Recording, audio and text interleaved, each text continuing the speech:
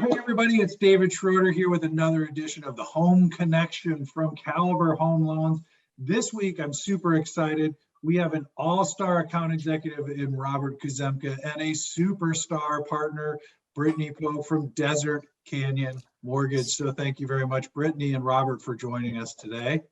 Thanks for having us. Thank you. Yeah. So as we sit here, we are just hours away from Thanksgiving. We can't believe it's already almost the end of 2021. And that is just remarkable to me in itself. And it's that time where we start thinking about what we're going to do in 2022. We're grateful for everything that we've been blessed with here this year, and then looking forward, how do we parlay that into something even greater for our families, for our customers, for our partners. And so again, Brittney, we appreciate you coming on today. And as you look forward to 2022, what's something that you're thinking about for either your personal business or Desert Canyon? Yes, I think a lot has changed in this industry, and we have a lot to look forward to in 2022. I think the largest opportunity is continuing to build those relationships, right? So everything since 2020 has really changed on how we build those relationships and how we continue to provide service to our clients, to our agents, to our referral partners, every person that is involved within this industry, right? So we really had to learn how to pivot and learn how to kind of relearn how to build those relationships, right? Virtually. So yeah. I think one of the biggest opportunities, especially in 2022, is now hopefully, having overcome pivoting and learning how to rebuild those relationships or build new ones, right? We have an opportunity to continue to build those relationships. Now, with an obstacle that could come in 2022 is, there's talk of the fact that this refi boom that we've all experienced this year, may be changing, right? So now we have the opportunity to reach out to all of these agents in a more unique and innovative way than how we used to potentially build those relationships and continue that purchase business. Because everybody will always need a home, right? But we don't always have a refi boom to lean back on, So I think it gives us a super strong opportunity to reach out to these agents, reach out to people within the industry and continue to say like, hey, I'm here, but do it in a more unique way. I've changed a lot in the way that, before everything kind of went virtual, right? There was a level of, there's advice of call, so many agents on this day of the week and, be calling, doing coffee dates, everything. And you have to, at least from my opinion, you have to be a little bit more unique than that, right? Especially in the fact that things have changed. You can't necessarily be, going out to coffee all of the time. Who knows what's going to happen in the world, right? At this point. So I think it gives us an opportunity to learn how to build those relationships again in a more unique way, and also learn that just because everything is a little bit different and more virtual, that doesn't mean that our service changes either. I also think that there's an opportunity to build the same type of relationships with your clients as well, right? So, industry partners, of course, but then also going back to your customer service in itself, one thing that I have learned significantly through all of this is that this industry is not one that will ever technically be able to go fully, I guess, electronic. Like you always have the need, you will always need a person, right? Humans matter. Humans definitely matter. Exactly. So I think it gives us a really good opportunity to continue that and prove that, yes, you still need a person on the phone. Yes, you still need a person, emailing you and explaining everything to you. And, you know, that is still the way we're going to do things. So I think that's a really big opportunity there. Yeah, you hit on so many great things there, Brittney. And I'll just start with, I think at part of the essence of what you're saying is really the past year and a half have really taught us about new tools that are available to us. And I was listening to someone the other day that was, kind of bringing our industry into the TikTok experience, and what TikTok has done, or why they've been successful, is the algorithm. Largely why they've been successful is the algorithm that really presents somebody who's using that tool with exactly the content they want at exactly the moment that they need it. And I think as loan officers and lenders and partners, that's what we've got to do, is figure out in those relationships what works for you or me, and to be available when we're needed, because everybody's got a different stamp. Like you say, some people may want to go out for coffee. Other people, look, I mean, real talk, right? In this environment, they don't want to meet anybody in person anymore because they're afraid. And that's, that's natural too. So there's business and people and relationships to be earned all over the place if we're creative enough to meet people where they are. So I think that's right on with where we are and what we're trying to do with Caliber. Robert, I don't know if you have anything to add to that. Yeah, actually, I was nodding my head vehemently, at least inside my head, when Brittney was talking about how we have to incorporate new ideas, new technologies, and you just referenced it. David actually talked about incorporating TikTok into some of the messaging, how it's become a very hot avenue for realtors to get information out about their listings and to reach out to their clientele. I'm also a fan of bomb videos.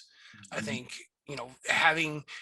we can't always reach out and touch someone personally in person, but the bomb video and other marketing options like that enable us to still come into the home of our clients, me for my business partners, my brokers, you for your borrowers. You can actually still, while virtual, still end up in their living room, in their home, give you that personal touch where they can see and almost feel your presence and get a little more comfortable with who they're doing business with. So I think anything that moves towards video chat, video messaging, to go, in addition to the in-person communication that you can have and the meets and greets and things like that, just augments our business and helps keep us on the front of I guess kind of the changing tides of this business. Huge tools for me. Yeah. Absolutely. And I think you point to, Robert, the fact that it's just another tool. Hey, we spent the last 50 years or maybe, millennia, mastering interpersonal communication, of getting face to face. Then we added email in the mix. Now we've got video to add to that.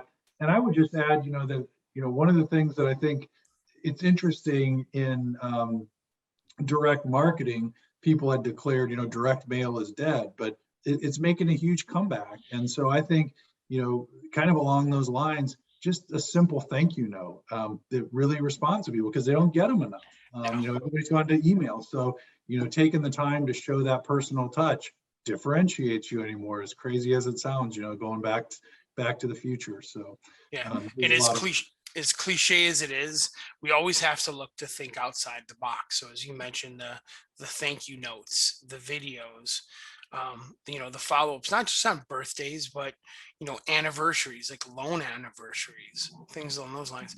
Anything that originators and really lenders can do to help support these originators in thinking outside the box, and trying and playing with different mediums to get their messages across to their clients, I think is extremely huge.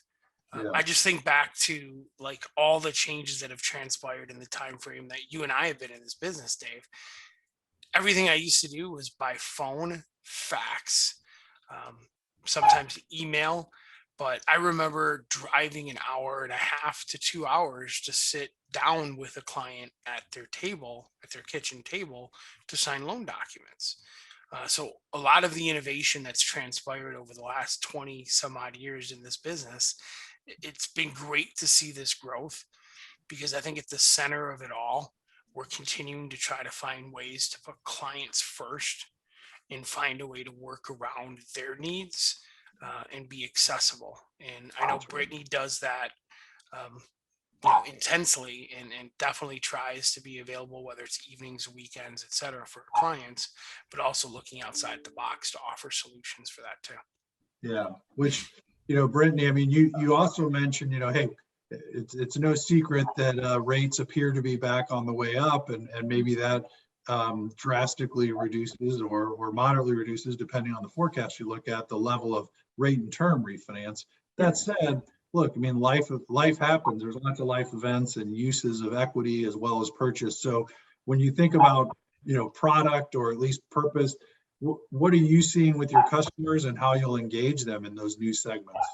Yeah, throughout all of this, yes, I do feel like there will be, and granted, everything has been a little bit disjointed in forecasting of what that looks like from what I've seen. It's hard to predict. I always tell people, if I had a crystal ball, I would, I wouldn't even need a job at this point, right? So, throughout all of this, it's one,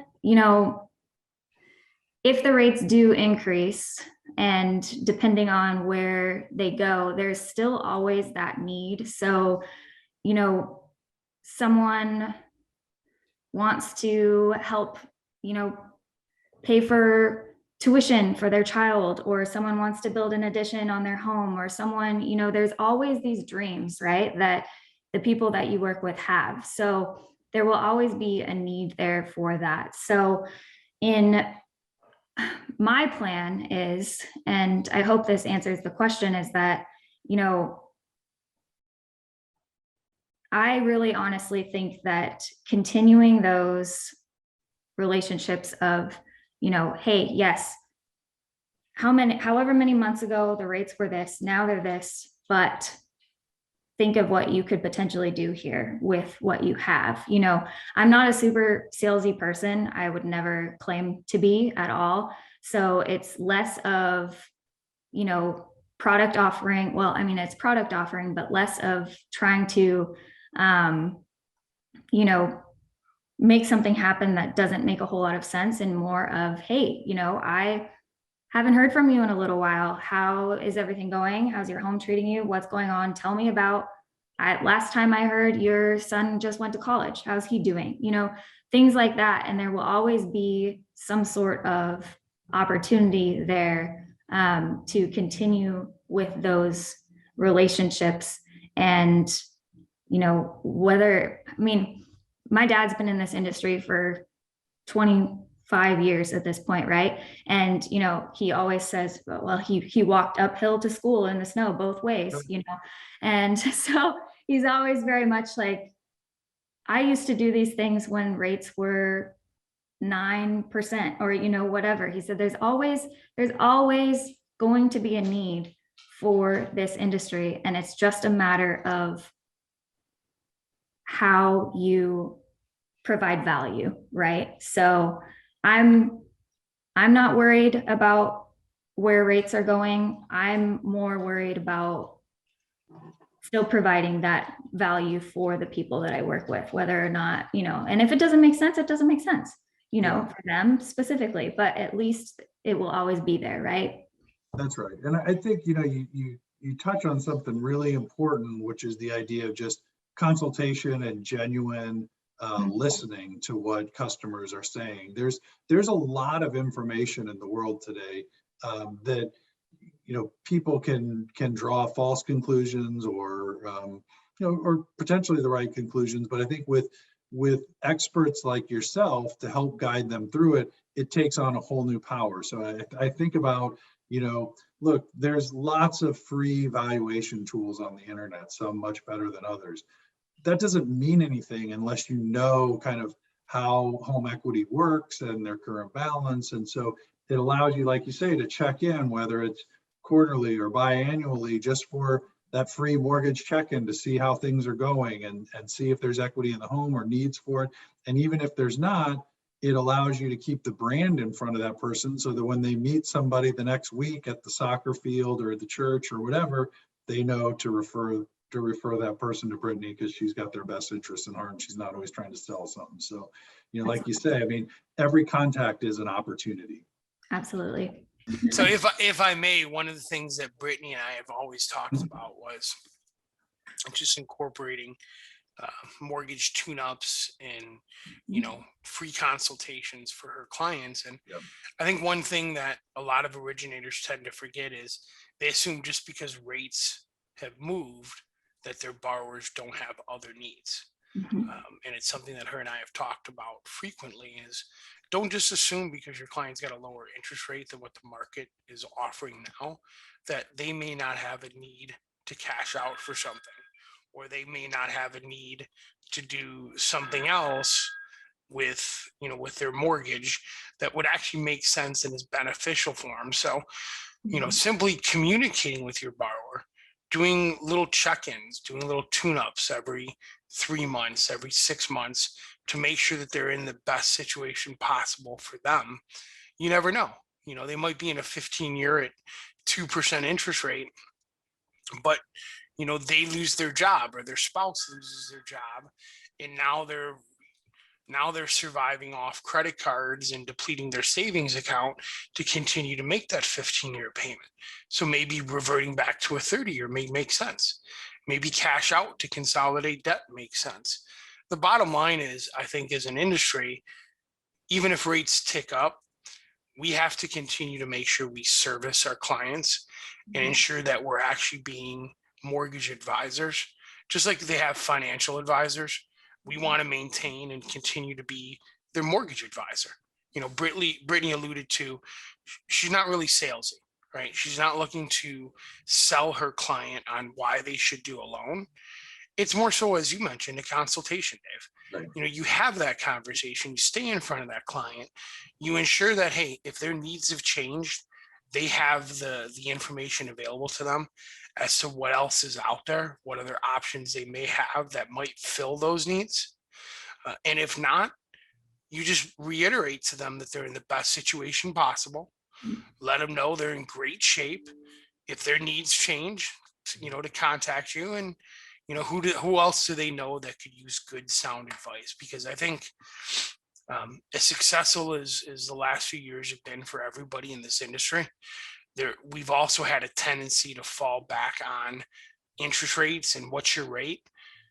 I think it's extremely important as originators and people in this business that we continue to uncover the client's goals, their long-term objectives, and make sure that we're offering solutions that fit those clients' needs, not just now, but for 3 to 5 years from now, and that we continue to offer them solutions for those goals. That's right. That's right. So Brittney, this is a great revelation that your father was in the business for 25 years. Is this right? Yeah. Right. So good. So we got a lot of brokers, loan officers out there listening to this, some perhaps new to the industry. What is the best piece of advice that your dad has given you for this industry that you kind of carry with you that you would pass along to the next generation? Oh boy.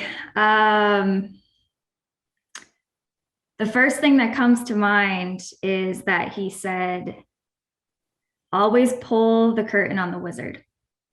And what that means is he taught me from the very beginning, you sit down, he flips his computer screen around, he shows the exact rate sheet. He says, you can have whatever rate you want. I mean, within, our guidelines and everything, right? But he explains it, he breaks it down. He said, you could have bought 10 houses before and you may have never, ever seen this. Yep. And so he breaks it down and shows either every rate has a cost or a credit. This is how it works. This is, I'm going to pull the curtain on the wizard. So that's basically his top advice that I remember. But then also, just another thing, I mean, it's more value perspective, is that, you know, you can do one loan, you can do 8 million loans. If someone walks out of your office more educated than when they came in, whether you do the loan or not, then you did your job. That's right. So, I mean, that's not necessarily advice That's for, great you know, how to succeed in this industry necessarily, but I think, I mean, that's what I've built my business on. And, you know, at this point, my primary referral base is word of mouth and previous clients, you know, and at that point, that tells me I'm doing something, you know. So I would say that that's the greatest advice. We're in the business of people, right? We're not in the business of, I mean, I'm not in the business of making money. I'm in the business of people. So that's the best advice that he's given me. That's pretty solid advice. Like you said, I mean, if you're trying to build a business on referrals and word of mouth and have something that's built for the long haul, transparency is a pretty good foundation to start with. So that's great Absolutely. stuff. Your dad's a wise man.